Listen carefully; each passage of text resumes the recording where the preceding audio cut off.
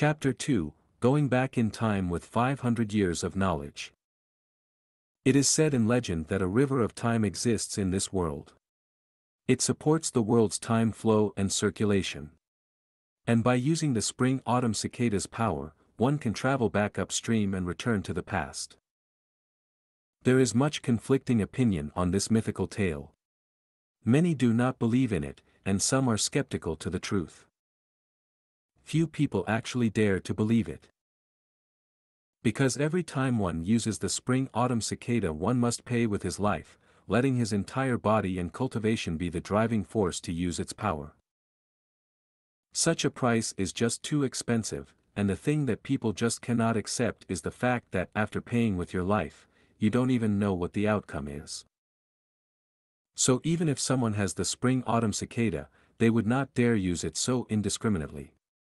What if the rumors were fake, and it was just a scam?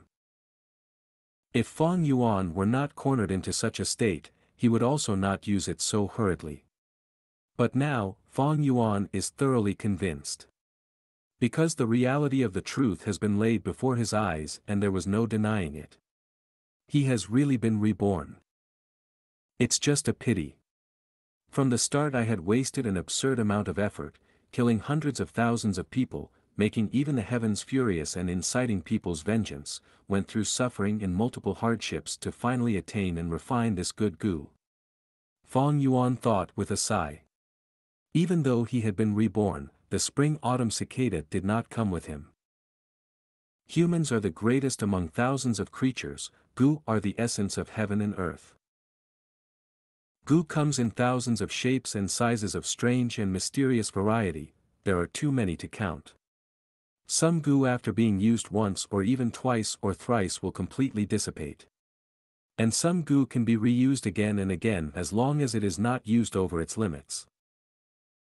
That said, it is probable that the spring-autumn cicada is one of those types that can only be used once before disappearing for good. But even if it's gone, I can still refine another. I have done it in my previous life, why can't I do it in this life? After the thoughts of pity were put aside, Feng Yuan's heart burst forth ambitious and determined feelings. To be able to be reborn, this fact made the loss of the spring-autumn cicada entirely acceptable. Not to mention he had something precious with him, so it's not like he lost everything. This precious treasure was his 500 years' worth of memories and experience. In his memories are a multitude of all kinds of treasures and precious items that no one has opened yet in this time. All the big events and incidents he can easily grasp by the veins of history. There are a countless number of figures, some are predecessors of hidden levels, some are geniuses, some people not even born yet.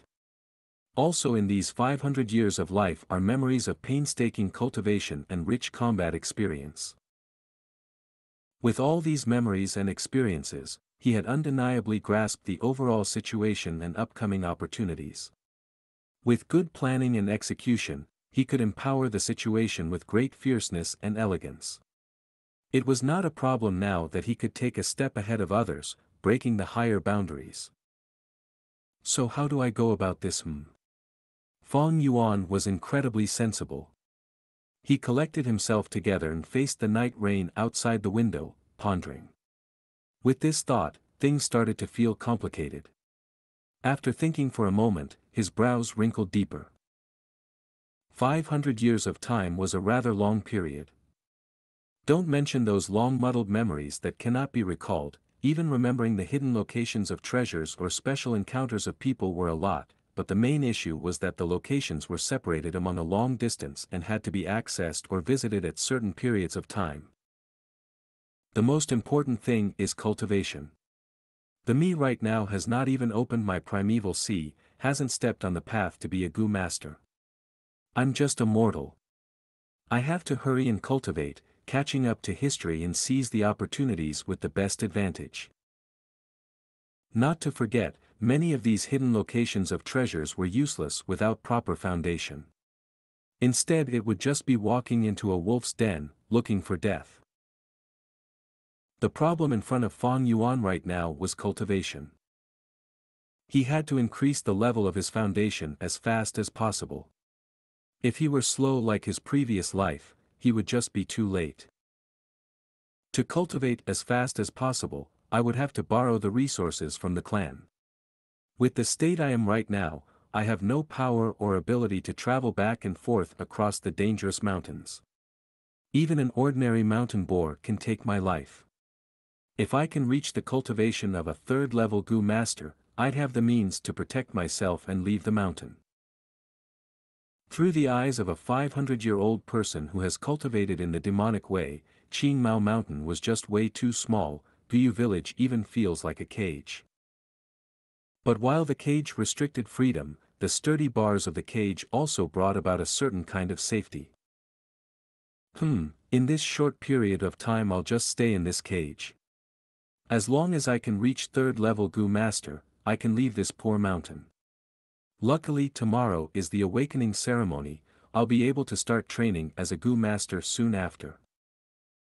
When he thought about the awakening ceremony, old memories that had long been buried away in his heart resurfaced themselves. Talent huh? He sneered, his gaze focused out the window. At this moment, the door to his room was lightly pushed open and a young teenager walked in. Big brother, why are you standing in the rain by the window side? The youth was thin, slightly shorter than Fong Yuan. His face resembled Fong Yuan's features greatly. As Fong Yuan turned his head to look at this young man, a complicated look flickered across his face. It's you huh, my twin little brother. He raised his eyebrows, his expression returning to that of cold indifference. Fong Zheng lowered his head and looked at his own toes. This is his signature stance. I saw that big brother's window was not shut closed, so I thought I'd come in here and close it. Tomorrow is the awakening ceremony, it's so late and you haven't gone to bed yet big brother. If uncle and auntie knew, they would probably be worried. Fong Zheng was not surprised at Fong Yuan's coldness. Ever since he was a small child, his older brother had always been like that. Sometimes he would wonder, maybe a genius is just like this, being rather different from ordinary people. Even though he had the same look as his older brother, he felt that he was ordinary like an ant. They were born from the same womb at the same time, and yet why are the heavens so unfair? His older brother had been endowed with gleaming talent, while he himself was as ordinary as a stone. Everyone around him would say, this is Fong Yuan's little brother when they mentioned him. His aunt and uncle would constantly tell him to learn from his older brother. Even when he looked into the mirror sometimes, he would feel disgusted as he saw his own face. These thoughts had been ongoing for many years, accumulating day and night deeply into his heart. Like a giant stone pressing against his heart, these few years Fong Zheng's head lowered more and more, and he also grew quieter. Worried. At the thought of his aunt and uncle, Fong Yuan laughed silently. He could still remember clearly how the parents of this world had both lost their lives in one of the clan missions. When he was only 3 years old, he and his little brother became orphans. In the name of upbringing, his aunt and uncle grabbed hold of the inheritance left behind by his parents while inflicting harsh treatment against his younger brother and himself. He originally planned to just be a normal person, even planning to conceal his abilities and bide his time. However, his life was difficult, making Fong Yuan have no choice but to choose to expose some of his talents. The so-called talent is merely but a mature and intellect soul that carried a few of Earth's popular ancient poems. With this he managed to startle people and capture attention. Because of pressure from the outside world, the young Fong Yuan made a decision to keep a cold and indifferent expression to protect himself, reducing the possibility of revealing any secrets. Over time the coldness would become a habit that he was accustomed to expressing. Thus his aunt and uncle were no longer harsh on him and his younger brother. As the years passed and they got older, the future became more optimistic and better treatment increased. This was not lover, but a type of investment. It's hilarious how his little brother never saw this truth. Not only was he deceived by their aunt and uncle, he also started burying resentments inside.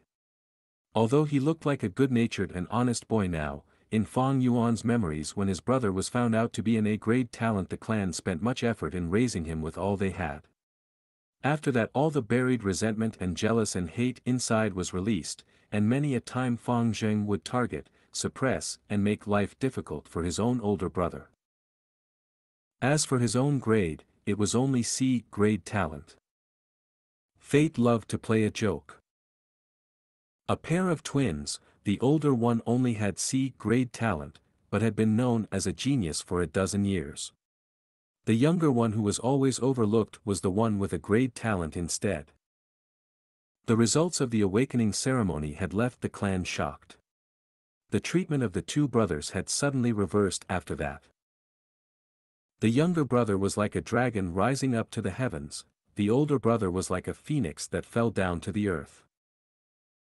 After that came the many hardships and troubles from his own younger brother, the cold eyes of his aunt and uncle, the contempt of the clan's people. Did he hate it? Fang Yuan in his previous life hated it. He hated his own lack of talent, he hated how heartless the clan was, hated how fate was so unfair. But now, with his 500 years of life experiences, using this to rethink this course, his heart was actually calm, not a shred of hatred. What was there to be gained from resentment? Thinking about it from another point of view, he could understand his younger brother, aunt and uncle, even those enemies from 500 years later who attacked him. The strong eat the weak, survival of the fittest, these have always been the rules of this world. Everyone has self-ambitions, always struggling to grasp the opportunities. Among all the war and killing, what is there not to be understood? 500 years of life experience have long allowed him to understand all of this, with the heart that wants to gain immortality. If someone tries to prevent this pursuit of his, no matter who it is, he will kill and live through it. The aspirations in his heart were too big, stepping onto this road was to be making the world your enemy, and it was destined to be alone, destined to kill. This was the conclusion of 500 years of life.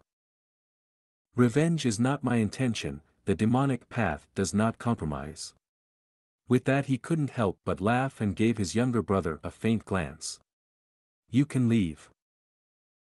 Fang Zheng's heart shook as he felt like his brother's eyes were sharp like an ice blade, seemingly penetrating the deepest parts of his heart. Under such a gaze, he felt like he was naked in the snow, unable to hold any secrets. Then I'll see you tomorrow, big brother. Not daring to say any more, Fang Zheng slowly closed the door and left.